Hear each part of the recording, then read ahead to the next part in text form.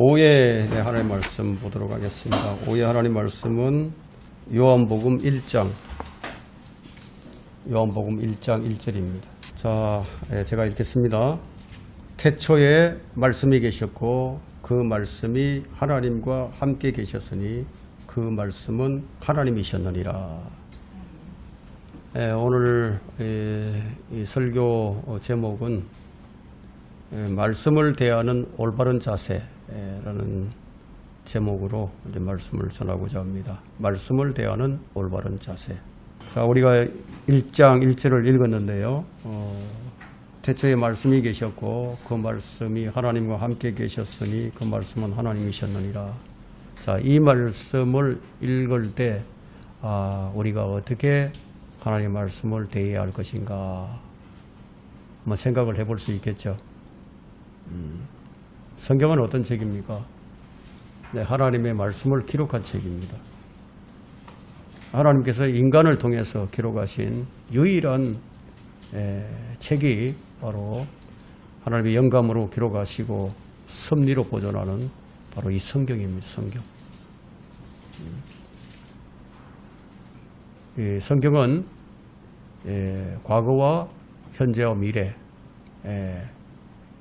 모두의 역사를, 인류의 역사를 미리 기록해서 우리 인류 앞에 제시하시고 모든 사람이 구원받고 진리, 지식에 이르시기를 원하시고 계십니다. 이 책의 가르침대로 믿게 되면은 혼이 구원을 받고 영이 거듭나게 되어서 하나님을 두려워하면서 또 지혜와 지식과 명철을 얻게 되어서 죄를 멀리하는 삶을 살아가게 됩니다. 그뿐만 아니라 쓰레기 같은 이런 종교들을 다 버리고 인생을 낭비하지 않게 됩니다. 부활과 영생의 소망을 가지고 살아갈 수 있게 되죠. 또 예수 그리스도께서는 의의 왕이요 또 화평의 왕으로 이 땅에 다시 오셔서 천년 왕국을 수립해서 통치하게 되시는데 그때 가서야 인류는 전쟁을 멈추고 진정한 평화를 누리게 됩니다. 그때까지는 이 세상에 화평이 없어요. 창조주 하나님께서는 이러한 사실들을 기록하셔 온 인류에게 제시하시면서 믿는 자는 영원히 죽지 아니하리라고 말씀을 해주셨습니다. 그렇다면 성경을 대하는 우리의 자세는 어떻게 해야 할까요? 여러분, 우리가 이걸 알기 전에 시편 138편 2절을 한번 보겠습니다. 오늘 방금 우리가 읽었던 이 요한복음 1장 1절은 예수 그리스도를 가리키는 말씀이에요. 말씀이신 예수 그리스도를 가리키는 것이고 또 시편 138편 2절을 보시면은 거기에는 자, 이렇게 기록이 되어 있습니다. 주님께서 이 기록된 성경을 어떻게 보고 계시는지 한번 보겠습니다. 138편 2절. 내가 주의 거룩한 전을 향하여 경배하고 주의 자애하심과 주의 진리를 인하여 주의 이름을 찬양하리니 이는 주께서 주의 말씀을 주의 모든 이름 위에 크게 하셨음이니이다. 주의 말씀을 주의 모든 이름보다도 더 크게 하셨다. 주님께서 이렇게 하셨다. 하나님께서. 그렇다면 성경을 대하는 우리 자신은 어떻게 하느냐.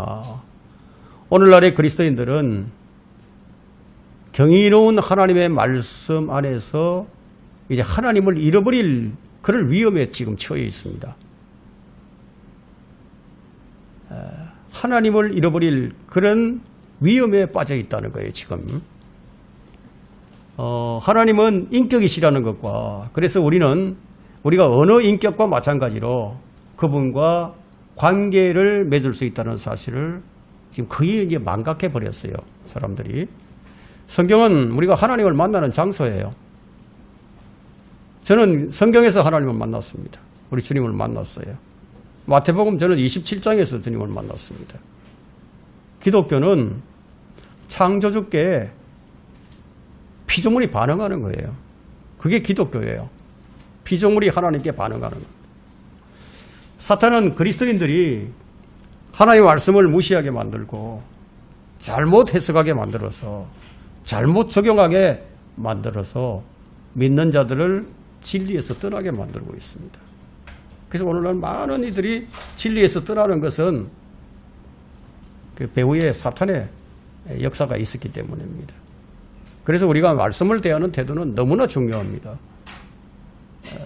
모세가 이 말씀을 대하는 태도는요, 자신이 하나님을 더 알게 해달라고 간구하는 열정이 있었어요. 더 깊이 알고 싶다. 더 알고 싶다. 출애굽기 33장 13절을 보게 되면 내가 주께 간구하오니 내가 주의 목전에서 은혜를 입었으면 이제 주의 길을 내게 보이시어 나로 주를 알게 하시고 내가 주의 목전에서 은혜를 입게 하소서. 더 알기를 바라고 있죠. 거기서 더 나아가서 원하건대 주의 영광을 내게 보이소서. 계속 하나님을 더 알기를 열망하고 있습니다. 하나님께서는 이런 열정의 표현을 기뻐하셨어요. 그래서 그분의 영광이 모세 앞을 지나가게 하신 거예요. 다윗은 또 어떻습니까? 다윗의 생애는 영적 갈망이 마치 거세게 흐르는 금리와도 같았어요. 바울은 어떻습니까? 바울은 그리스도를 향한 불타는 열망이 그 삶의 원동력이었습니다. 그것이 하나님을 향한 그들의 태도였습니다. 그런데 지금 성도들은 그 열망이 다 사라져 버렸습니다. 신앙생활이 경직이 되어 있어요. 이만하면 됐다. 그런 자세는요, 아주 치명적이에요. 수많은 사람이 교회를 다니면서 주님을 경배를 하고 있지만 열망이 없어요. 열망도 없이 하나님이 어떤 분이신지 잘 알지도 못한 채로 그냥 교회를 다닙니다. 바로 이것 때문에 또 다른 우상이 만들어져 버린 겁니다. 이제 교회 안에는 우상이 만연해졌어요. 오죽했으면 사도 요한이 요한 1서를 마무리하면서 어린 자녀들아 너희 자신들을 우상들로부터 지키라 이렇게 명령을 하면서 요한 1서를 마무리합니다. 바울은 골로새서 3장 5절에서 탐심은 우상숭배니라. 여러분 여기에서 자유로운 사람이 얼마나 있을까요? 탐심은 우상숭배니라. 여기에서 자유로운 사람.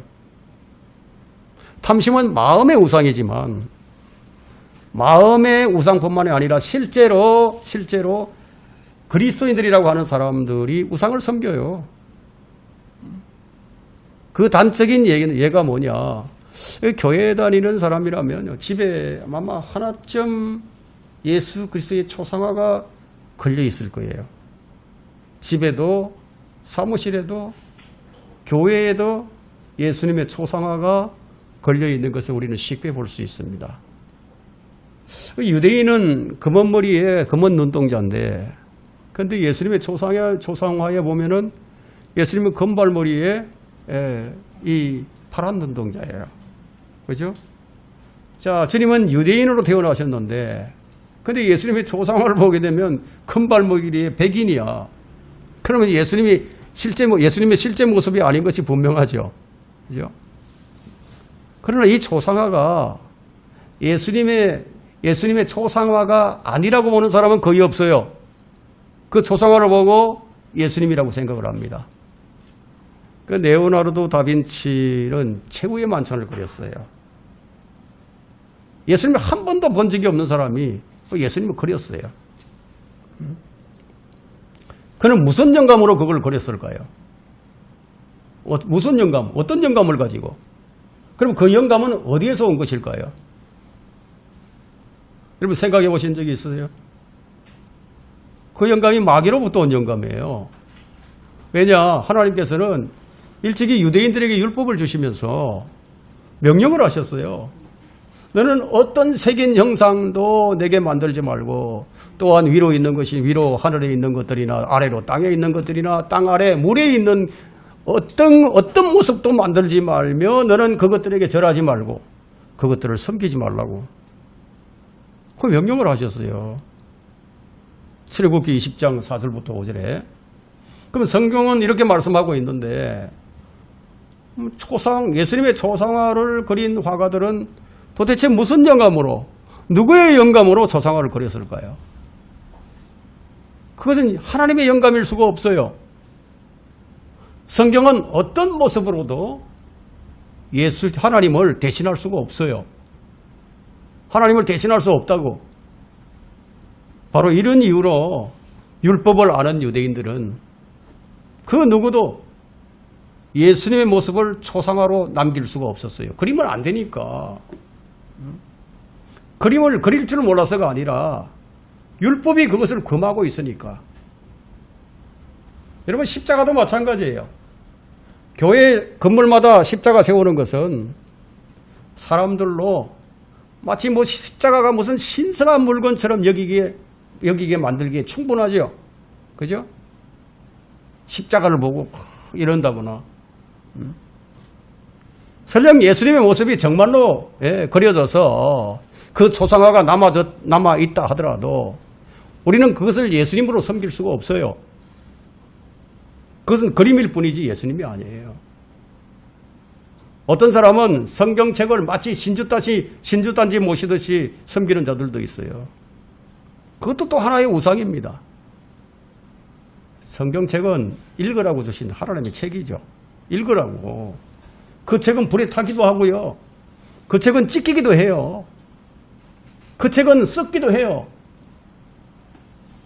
그러나 성경은 하나님을 알려고 하면 반드시 필요한 책이죠. 그러나 그 책 자체를 우상화해서는 안 된다는 겁니다. 성경은 그 책에 담긴 내용이 중요합니다. 내용이. 그 책의 내용이 손상되면 그 책의 가치를 잃게 된다는 거예요. 여러분, 이 성경책은 하나님이 아니에요. 성경책을 불태운다고 해서 하나님이 불타거나 하나님은 가치를 잃지 않으세요. 하나님은 소멸하지 않는 분이에요. 만일 성경책이 하나님이라면 그러면 성경책이 손상되면은 하나님의 손상되는 것인가요? 결코 그럴 수는 없죠. 성경책이 기록된 하나님의 말씀이 분명하지만 우리는 성경 그 자체를 식격화하지 않아요. 우리는 성경에 기록된 말씀 그 자체가 살아있는 하나님 말씀으로 믿는 것이지 그 책 자체를 식격화하지 않아요. 보이지 않는 하나님을 사람이 규정을 하거나 개념 짓는 일은 아예 불가능한 일이다. 그건 결코 해서는 안 될 일입니다.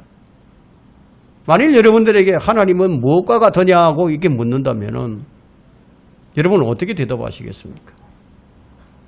하나님은 어떤 분인가? 무엇과 같은가? 이렇게 묻는다면은 여러분은 어떻게 대답해야 하는지 아세요? 이 세상에 존재하는 어떤 것도 그 무엇과도 같지 않다고 말할 수밖에 없어요. 하나님은 누구와 같은가? 라고 해도 마찬가지예요. 하나님은 무엇과도 누구와도 같지 않아요.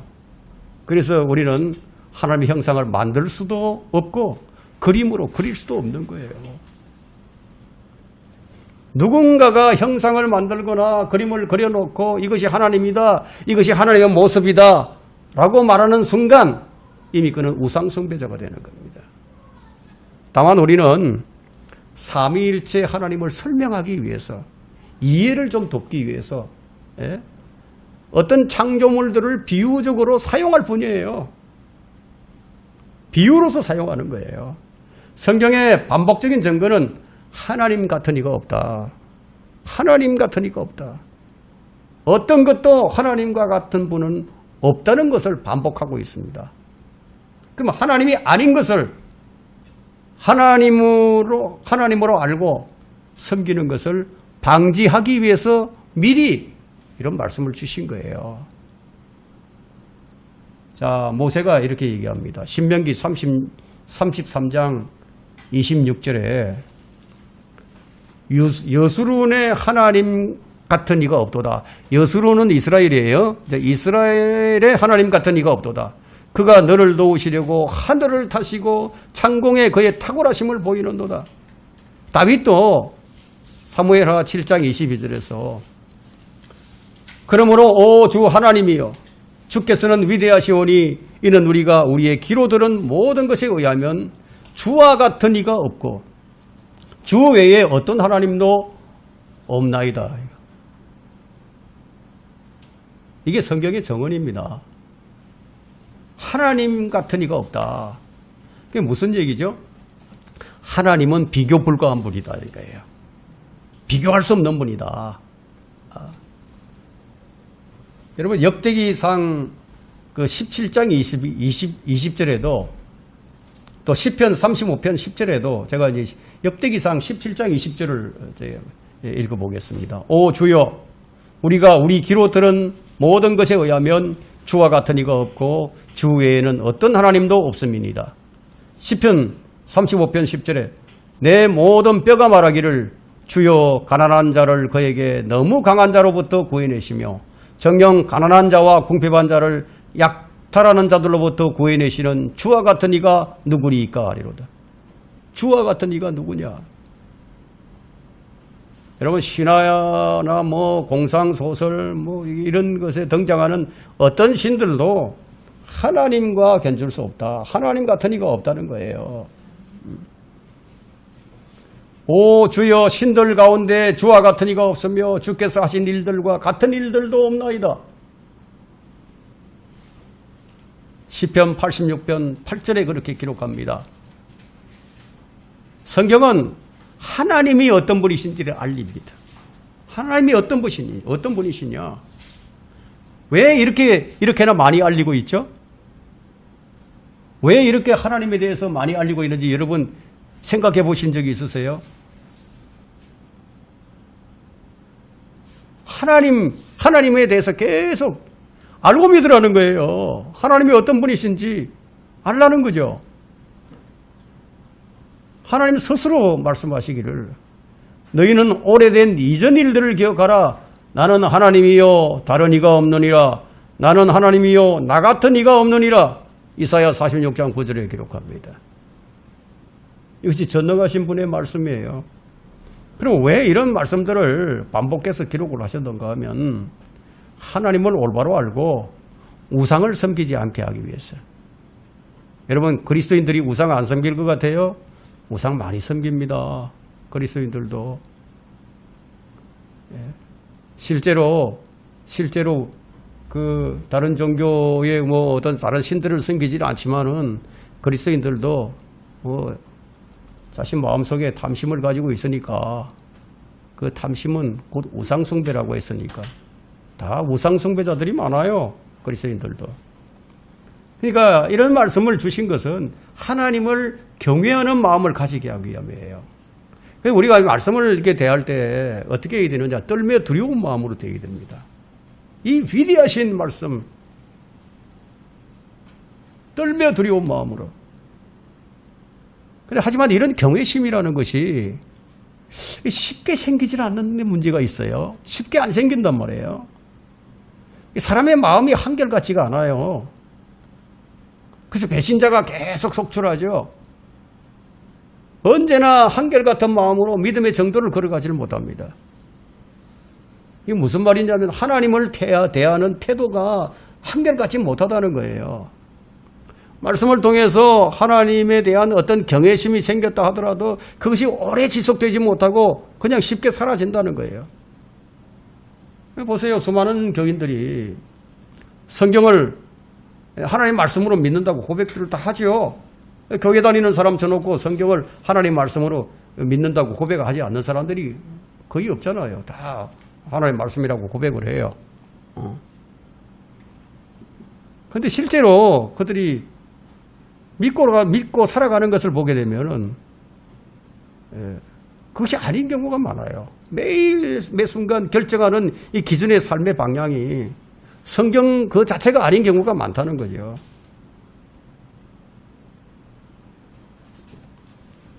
다들 그렇게 산다는 이유만으로 받아들이는 이 신념들이 이제 성경의 권위보다 앞서기 시작했습니다. 남들도 다 그렇게 하는데 성경을 믿는다고 하면서 정작 성경이 말하지 않는 것을 하나님의 말씀으로 믿는 교인들이 가득 차 있습니다. 우리는 확인을 해야 합니다. 내가 믿고 있는 것들이 성경에 있는 것인가? 내가 믿는 예수 그리스도가 성경에 기록된 예수 그리스도가 맞는 것인가? 내 안에 계신 성령께서 성경에 기록된 성령 하나님이 맞는 것인가? 확인해야 된다. 인간은 쉽게 거짓에 속습니다. 인간의 마음은 쉽게 변질하고 부패합니다. 바울은 마음이 부패하는 것을 염려하면서 이런 기록을 남기게 됩니다. 왜냐하면 사탄이 사람의 마음을 그냥 내버려 두지 않기 때문이에요. 그래서 고린도후서 11장 3절에 기록하기를 나는 뱀이 그의 관계로 이불을 속였던 것 같이 너희 마음도 어떤 방법으로든 그리스도 안에 있는 단순함에서 떠나 부패할까 두려워하노라. 이런 기록을 고린도후서 11장 3절에 기록했어요. 이 말씀은 무슨 의미가 있습니까?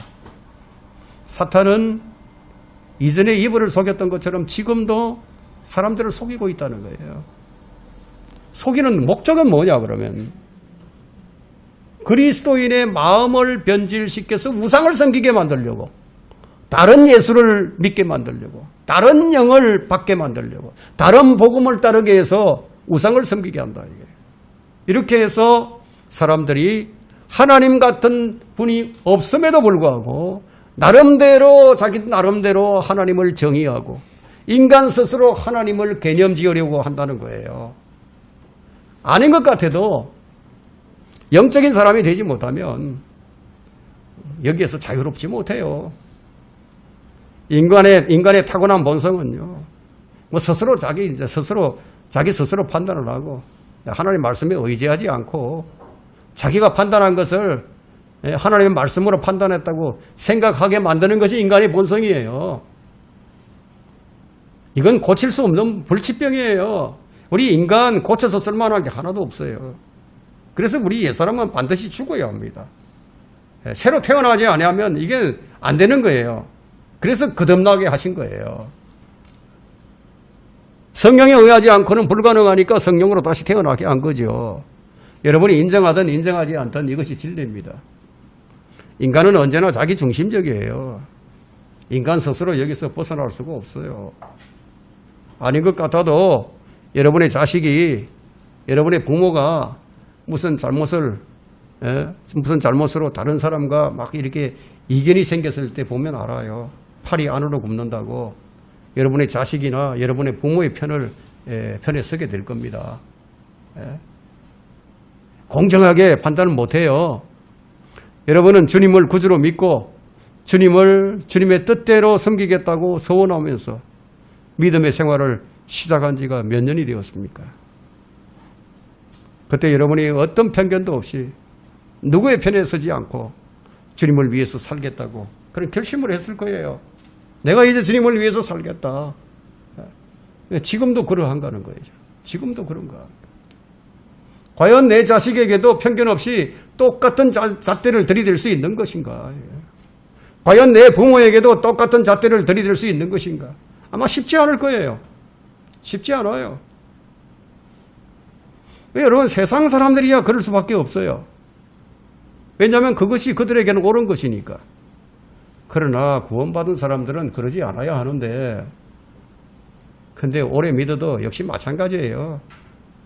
살아도 주를 위하여, 죽어도 주를 위하여, 무엇을 하든지 주의 영광을 위하여 그렇게 살아야 함에도 결코 그것이 쉽지 않다는 것을 여러분 스스로 잘 아실 겁니다. 이것이 여러분이 말씀을 대하는 태도예요. 오랜 시간 경건의 훈련을 통하지 않고서는 해결이 안 되는 문제예요. 오죽했으면 성경에 몸의 훈련도 유익하지만 경건의 훈련은 더 유익한 게 많다고 그런 말씀을 하셨겠습니까? 과연 여러분은 하나님의 말씀을 최우선으로 삼고 살아가고 있는 것인가? 여기서 정말 자유로울 수 있는 것인가요? 사실 뭐 얼마나 말씀을 대하는 태도가 참 형식적입니까? 예? 성경이 말씀을 뭐라고 하고 있죠? 오늘 본문에 보니까 그 말씀은 하나님이셨느니라. 하나님이셨다고 말씀하고 있는데, 여러분 그렇다고 해서 뭐 성경책을 하나님으로 대하라는 거 아니에요. 성경에 기록된 하나님의 말씀을 하나님으로 대하라는 겁니다. 여러분이 하나님의 말씀을 대하는 태도가 올바르지 않다면 여러분 말씀대로 살지 않는 거예요. 하루에도 얼마나 마음의 생각이 변화무쌍합니까? 쉽게 변하는 게 사람 마음이에요. 아주 조석으로 변해요. 아침 저녁으로. 그래서 사람의 마음은 우상을 만드는 제작소라고 할 수 있습니다. 마음의 상상이 하나님의 이미지를 만들어내는 제작소가 되어 있어. 하나님은 이럴 것이야. 스스로 만들어, 하나님을. 여러분, 금송아지가 어디서 나왔어요? 금송아지도 사람 마음에서 나왔어요, 여러분. 북왕국의 여로보암 왕은 금송아지를 만들어서 백성들로 그것을 하나님으로 섬기게 만들었습니다. 아론만 한 게 아니에요. 그들은 금송아지를 섬기면서 그들이 참 하나님을 믿는 줄로 알았어요. 그러나 그들은 하나님을 섬긴 게 아니었고 금송아지를 섬긴 거예요. 자신들은 하나님 섬긴다고 얘기하는데, 근데 사실은 금송아지를 섬기면서, 여러분 이것이 무엇을 의미할까요? 이것이 보여주는 것은 하나님을 믿는다고 하지만 사실은 하나님이 아닌 다른 것을 하나님으로 믿고 섬길 수 있다는 것을 우리에게 보여주는 거예요. 기독교가 안고 있는 가장 큰 문제가 뭐냐? 바로 이거예요.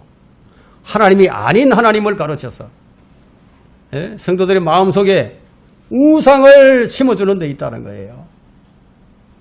이 부분에 있어서는 마치 그 특허청에 특허권을 뭐 몇 개씩이나 따낸 특허권이 있는 것처럼 그렇게 가지고 있는 거예요. 그러면 하나님에 대한 가장 바른 인식과 개념은 무엇입니까?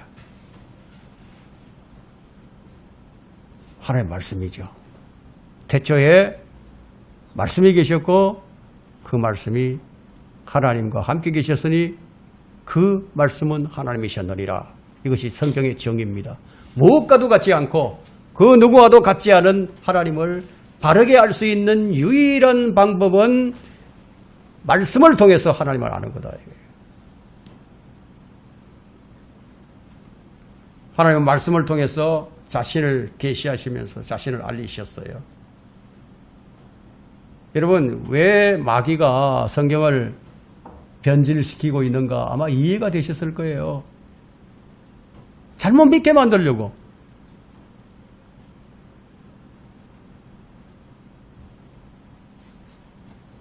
단어를 바꾸고 말씀을 다르게 해석하면 하나님을 잘못 알게 되고 잘못 믿게 되니까 손도 안 대고 마귀는 코를 푸는 셈이 되는 거예요.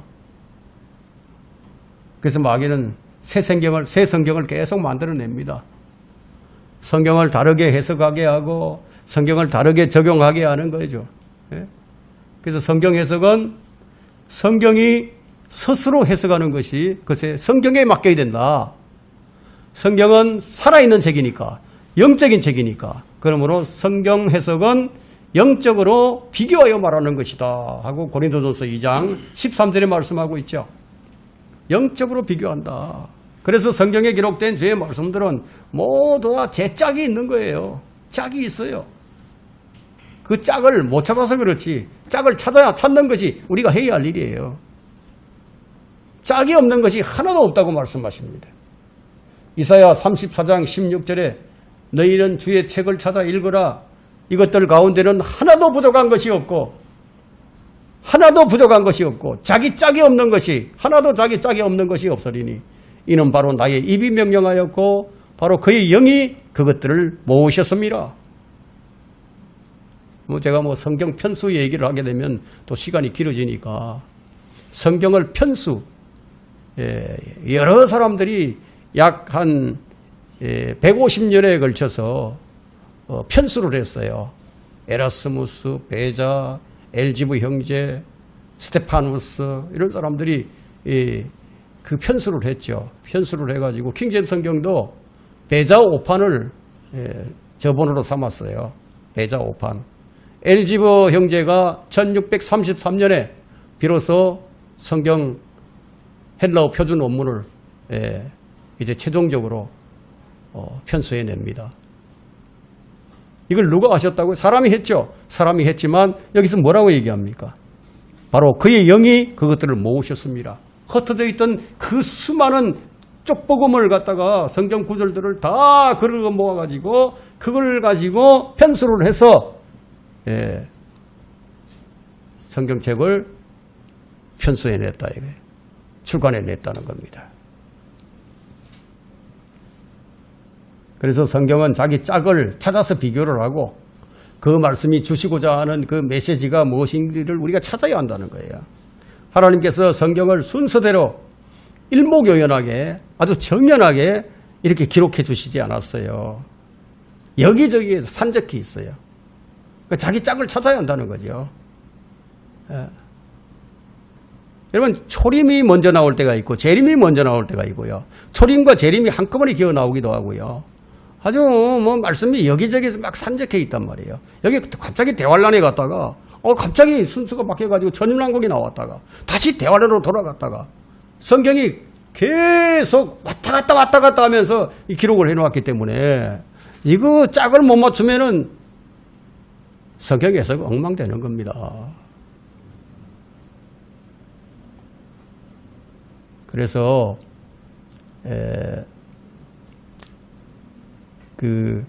말하자면 우리가 이 아이들 가지고 노는 그림 퍼즐판이 있죠. 그 퍼즐을 맞추듯이 그래서 성경을 그렇게 공부하라는 거예요. 하나라도 어긋나게 하면 안 되잖아요. 응? 완성이 안 되잖아요. 어긋나 버리면. 그림판이 완성이 안 되죠. 그래서 자기 짝을 찾아야 한다. 그래서 디모데후서 2장 15절에서 네가 진리의 말씀을 올바로 나누어 자신이 하나님 앞에 부끄럽지 않는 일꾼으로 인정받을 수 있도록 공부하라, 스터디하라 이거예요. 스터디. 그런데 이 스터디라는 단어를 개역 성경에서 빼버렸어. 그게 공부 안 하는 거예요. 나누어서 공부를 안 하는 거예요. 이렇게나 중요한 말씀을 1900년 이후로 나온 모든 영어 번역본에서는 이 구절에서 공부하라는 이 유일한 명령을 파괴시켜버렸다. 이게. 1900년 이후에 나온 모든 영어 번역본에서 다 그렇게 해버렸다. 이 구절은 무엇을 공부해야 하고 또 그것을 어떻게 공부해야 할지 그리고 왜 그것을 공부해야 할지를 말씀해 주고 있는데 말씀을 올바로 나누지 않으면 해석이 엉망이 되니까 가장 중요한 것은 시대를 나누어야 하고요. 대상을 나누어야 하는 거예요. 언제 어느 시대에 적용될 말씀인가. 여러분 성경에는 아담의 때가 다르고 노아의 때가 달라요. 아브라함의 때가 다르고 율법의 때가 달라요. 지금은 은혜의 때가 달라요. 대환란의 때가 다르고 천년왕국 때가 다르고 새하늘과 새 땅의 때가 다르다 이거예요. 각 시대에 따라서 하나님의 경륜이 바뀐다는 겁니다. 어느 시대에 어떤 대상에게 적용해야 할 것인지 우리는 그걸 올바로 나누어야 한다는 겁니다. 여러분이 생각을 한번 해보세요. 율법을 나타내는 그 말씀을 지금에 우리가 적용할 수 없지 않겠습니까? 말씀을 통하지 않고 우리가 하나님을 알 수 있을까요? 말씀을 통하지 않고 우리가 하나님을 올바로 믿는 방법을 찾아낼 수 있을까요? 말씀을 통하지 않고 그걸 알 수 있다면 그건 다른 하나님이에요. 왜냐하면 하나님은 말씀이시기 때문에 그 말씀을 깨닫게 하시고 알게 하시는 분이 성령님이세요. 성령을 통하지 않고는 하나님을 알고 하나님을 믿는 방법이 없어요. 왜냐하면 하나님은 한 영이시기 때문이에요. 그래서 우리가 주의해야 하는 것은 하나님은 사랑이시죠? 하나님은 사랑이신데 사랑은 하나님 그 자체가 아니라는 거다. 하나님은 빛이시지만 빛이 하나님 자체는 아니다 이거예요. 사랑, 빛, 바람 이런 것들은 하나님의 속성을 나타내는 것일 뿐이에요. 그러나 말씀은 하나님의 속성이 아니에요. 말씀은 하나님의 형체요 하나님 자체라는 겁니다. 한 영은 하나님의 속성이 아니에요. 하나님 본질이고 하나님 자체예요. 우리 주 예수 그리스도의 이름이 하나님의 말씀이란 점에 우리는 유의해야 합니다. 우리가 그걸 한번 찾아볼까요? 자, 요한계시록 19장 한번 가보겠습니다. 요한계시록 19장. 요한계시록 19장에 보니까 3절 한번 보세요. 3절.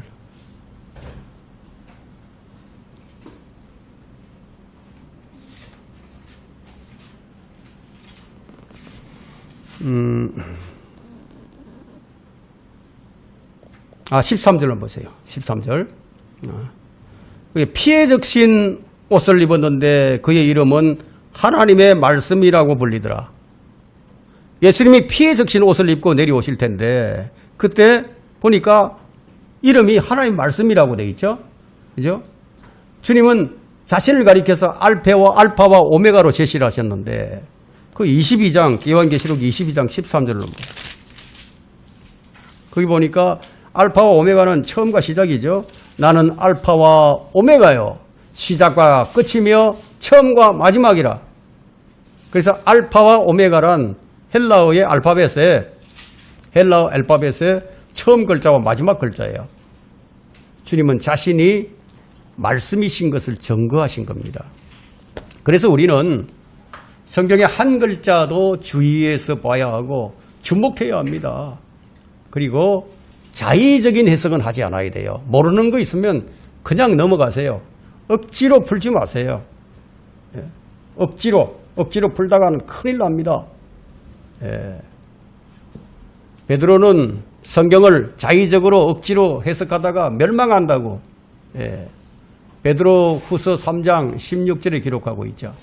자, 구약의 사람들은 자신들은 하나님의 말씀을 잘 아는 것으로 생각을 했는데 우리 주님께서 하시는 말씀이 너희는 성경도 하나님의 능력도 모르고 오해한다고 그 말씀을 하셨어요. 이 시대에 마찬가지예요. 성경도 하나님의 능력도 모르고 오해하는 자들이 너무너무 많다 이거예요. 여러분 각 나라마다 헌법이 있죠. 여러분 보세요. 우리나라에 헌법이 있잖아요. 법이 있어요 우리나라에. 그런데 그 법을 해석하는 사람에 따라서 판결이 다 다르게 나와요.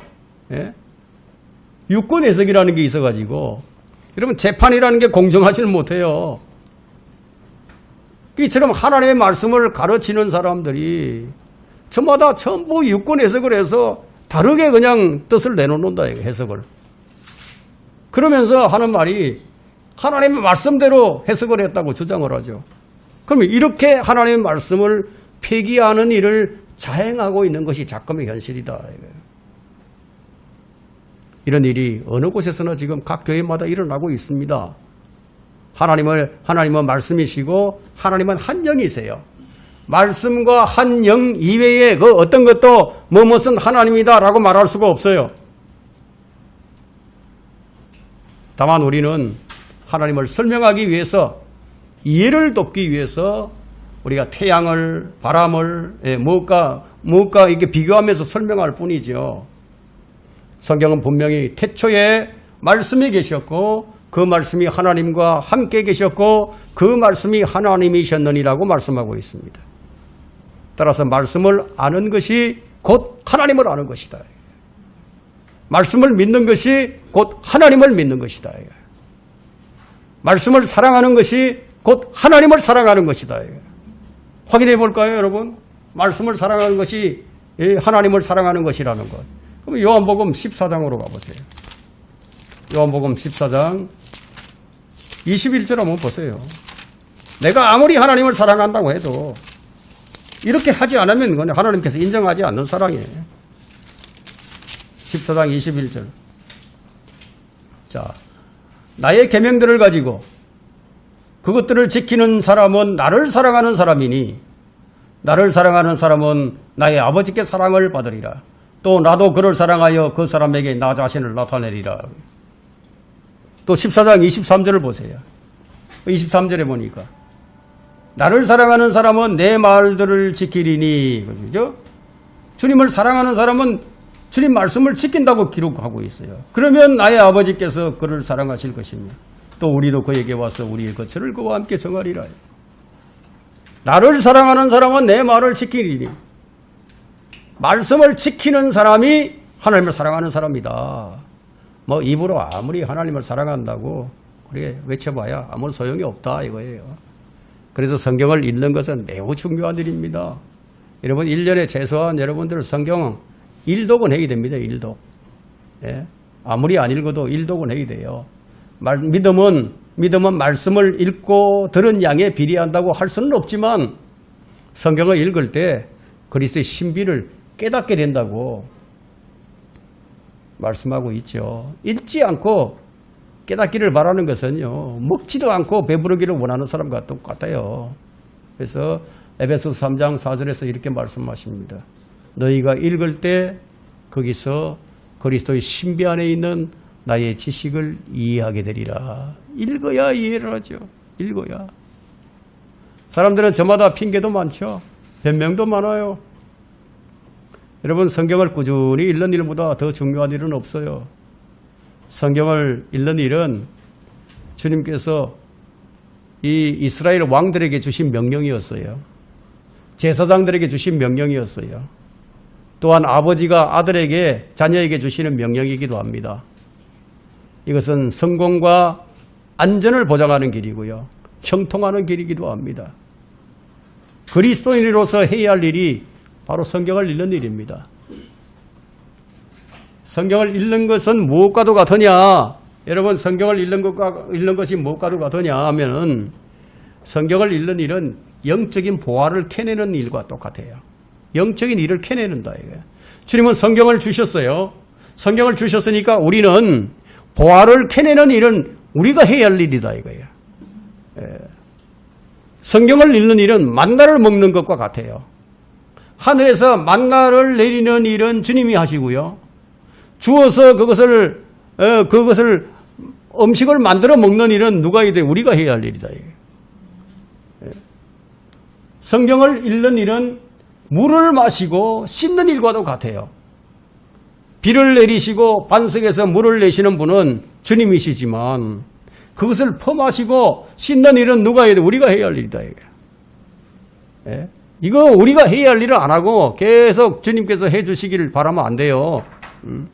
성경을 읽는 일은 주님이 보내신 편지를 읽는 것과도 같아요.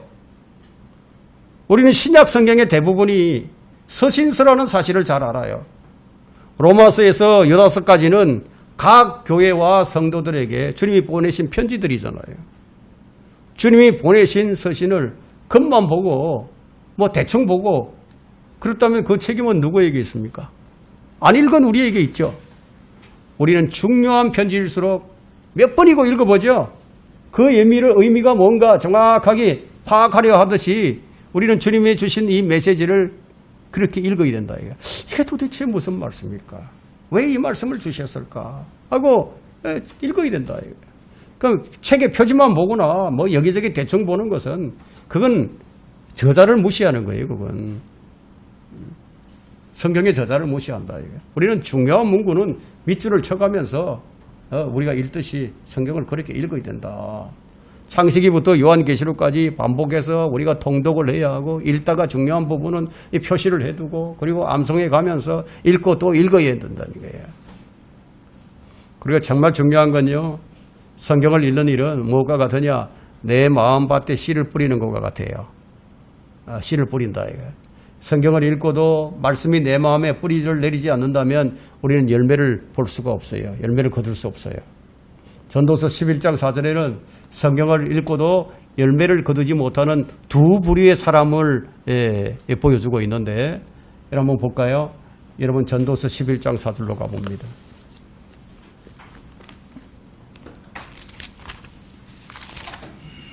성경을 읽는데 그런데 열매를 거두지 못한다. 11장 4절. 거기 보니까 이런 말씀이 있습니다. 바람을 관측하는 사람은 파종하지 않을 것이요 구름을 보는 사람은 거두지 아니할 것이라. 바람을 관측하는 사람, 구름을 바라보는 사람은 두 종류의 사람이 나와요. 이 바람을 관측하는 사람은 어떤 사람이냐? 이 핑계, 저 핑계를 대면서 자신을 정당화시키는 사람이에요. 여러분, 바람이라는 것은 우리가 피부로 보이진 않지만 느낄 수 있죠? 바람이 불어요. 그러니까 늘 하는 일들 때문에 씨를 뿌리지 못한다는 거예요. 늘 하는 일 때문에. 직장도 다녀야 되고, 가정도 돌봐야 하고, 할 일이 많아요. 늘 할 일이 많아서 마음밭에 씨를 뿌리지 않아요. 파종하지 않는다. 뿌리지 않는다는 거죠. 주님은 그리스도의 말씀이 모든 지혜로서 너희 안에 풍성히 거하게 하되, 이렇게 골로새서 3장 16절에 말씀하는데, 풍성히 거하게 하라. 근데 실제는 어떻습니까? 핑계거리가 많아서 마음에 심지를 못해. 그럼 구름을 바라보는 사람은 어떤 사람이냐? 구름을 바라보는 사람은 현재보다는 미래를 지금 바라보는, 예측하는 사람이에요. 비가 올 것 같은 예상을 하게 되면 할 수 있는 일이 줄어들어요. 앞으로 어떻게 살까? 노후는 어떻게 대비를 해야 할까? 걱정과 염려 등으로 인해서 말씀을 실행할 수가 없어요. 내일에 대한 염려로 온갖 구상과 계획들로 인해서 뿌려진 말씀의 씨앗이 자라지를 못해요. 가시덤불과 같이 되어 있어서. 이런 사람은 마음밭이 가시떨기나무와 같은 사람이에요. 괜한 염려 때문에, 닥치지도 않은 염려 때문에, 세상의 이생의 일들 때문에 말씀을 실행하지를 못해요. 그건 거두지 못하는 거죠. 여러분, 그 마음밭이 가시덤불과 같은 토양이다. 그런데 이 데살로니가 교회 성도들을 보면은 참으로 이 고상한 사람들이었습니다. 그들은 하나님의 말씀을 자신의 마음에 심는 자들이었어요. 여러분, 데살로니가 전서 2장 13절에서 바울은 그들을 향해서 감사의 글을 쓰게 됩니다. 어떤 감사냐? 무엇 때문에? 그들이 하나님의 말씀을 그대로 받아들였다고 기록합니다. 그래서 이로 인하여 우리가 하나님께 쉬지 않고 감사함은 너희가 우리에게서 들은 바 하나님의 말씀을 받을 때에 사람의 말로 받아들이지 아니하고 사실 그대로 하나님의 말씀으로 받았음이니 이 말씀이 믿는 너희 가운데서 효과적으로 역사하느니라. 데살로니가 교회 성도들은 사람의 말과 하나님의 말씀을 이제 구분할 줄 아는 사람들이었어요. 그들은 바울이 전하는 이 말들이 하나님의 말씀인 줄로 알았죠. 그런데 고린도 교회는 어떻습니까? 고린도 교회는 육신적인 교회라 이 바울이 하는 말을 하나님의 말씀으로 받아들이지를 못했어. 그러니까 바울이 하는 얘기가 뭐라고 얘기하냐면은 너희는 내가 너희에게 쓴 글들이 주의 명령드림을 인식하라 하고 탁 이제 책망을 하죠. 그럼 우리는 하나님의 말씀이 분명한데도 그 능력이 나타나지 않는 것을 자주 보게 됩니다. 그건 하나님의 말씀에 경청하지 않았기 때문이에요. 어떤 자세로 우리가 하나님의 말씀을 받아야 되느냐? 주여 말씀하소서 종이 듣겠나이다. 이런 태도가 아니니까 말씀이 효과적으로 역사를 하지 않는 거죠. 말씀을 대하는 태도가 바람을 관측하는 사람과 구름을 바라보는 자와 같기 때문에 여러분 지하철을 오래 타고 또 교회 나오시는 분들은 그 시간을 여러분들이 말씀을 읽거나 묵상하는 시간으로 잘 활용을 해야 합니다. 버스를 타고 다니면 그걸 잘 할 수 없지만 지하철을 타고 다니면 얼마든지 책을 읽기가 좋거든요. 우리는 성경을 죄로 묵상을 하고 또 죄로 읽어야 합니다. 성경 읽기가 실생활에 무슨 유익이 있겠느냐라고 생각한다면 그거는 누구의 생각이냐? 그건 마귀의 생각이에요. 성경은 많이 읽으면 많이 읽을수록 우리 영육간에 반드시 도움이 되고 풍성한 복이 됩니다. 그래서 전도서 11장 6절에서요. 너는 아침에 씨를 뿌리고 저녁에 네 손을 거두지 말라.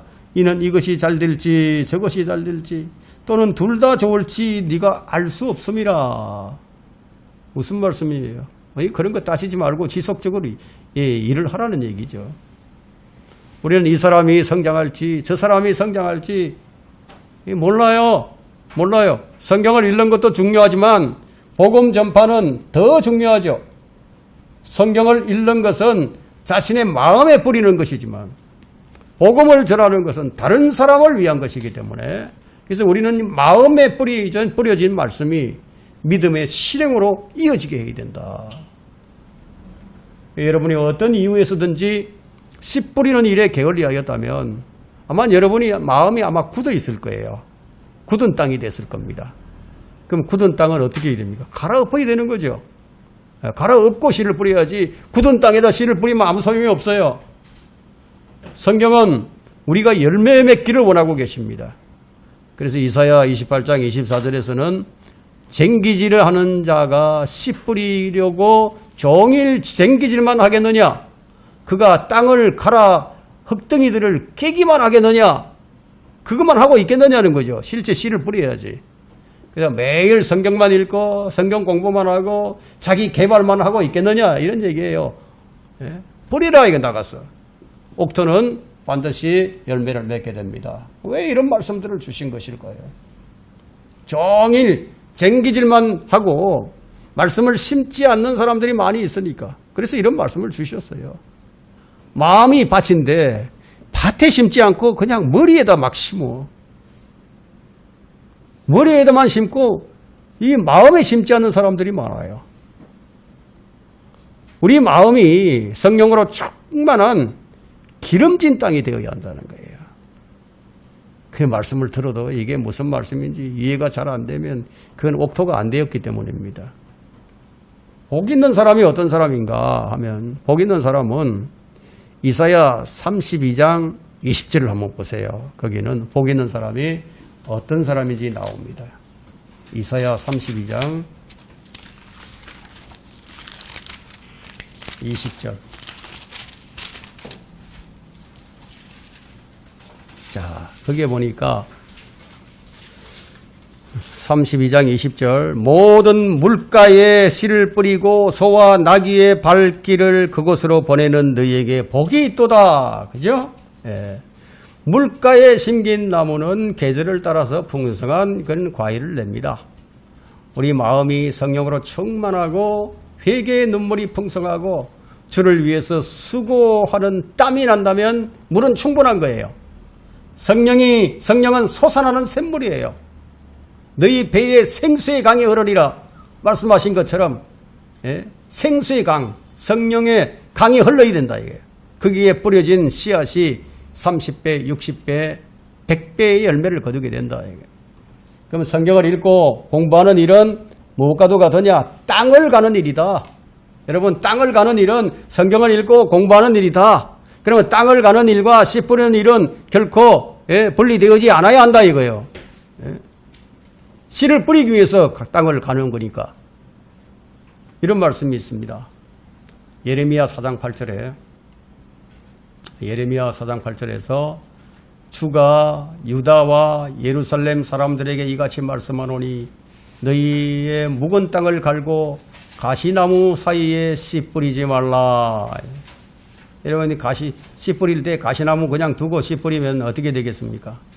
그늘이 지고, 그래서 나무가 올라오더라도 열매를 맺지 못하죠. 그죠? 비쩍 말라가지고. 그 묵은 땅을 갈고 거기에 돌뿌리가 있으면 돌뿌리도 걷어내야 하고 가시나무가 잡초가 있으면 다 뽑아내야 된다, 이게.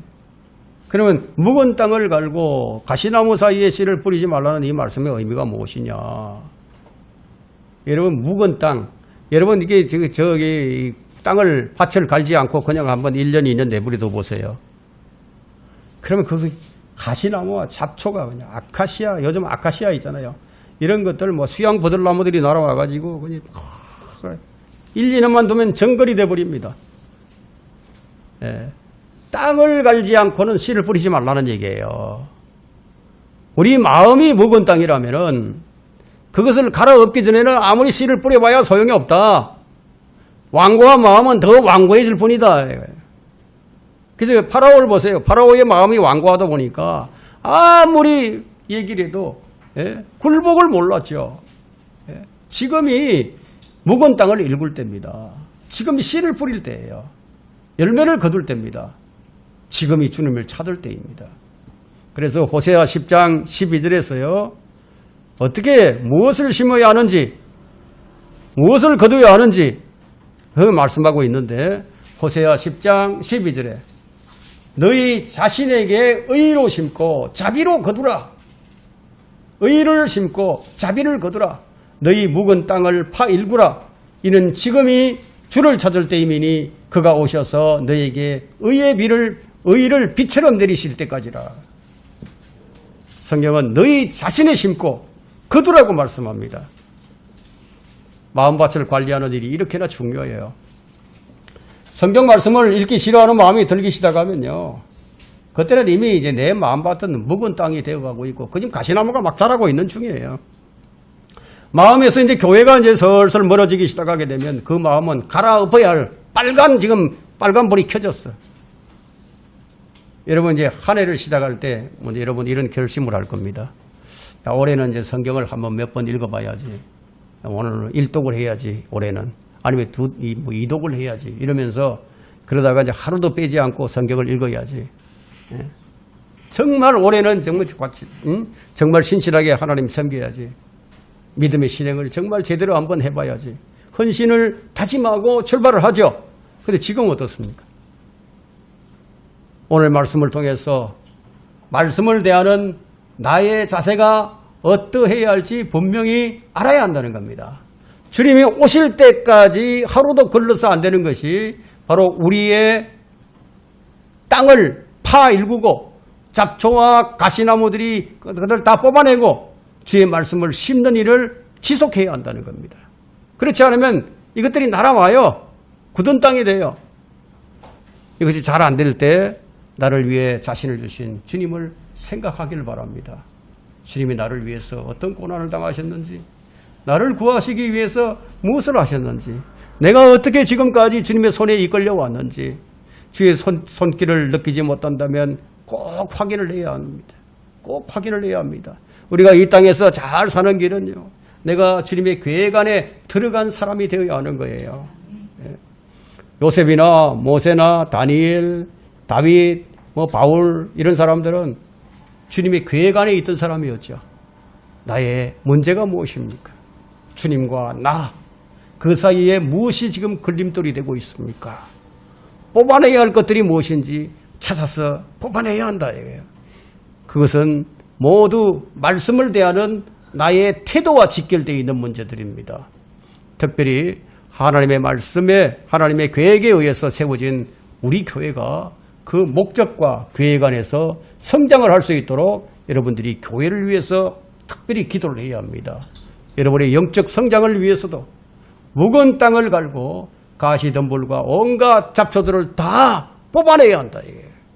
우리가 지금까지 주님의 말씀을 어떻게 우리가 대하고 있는지 우리가 상고해 보았습니다.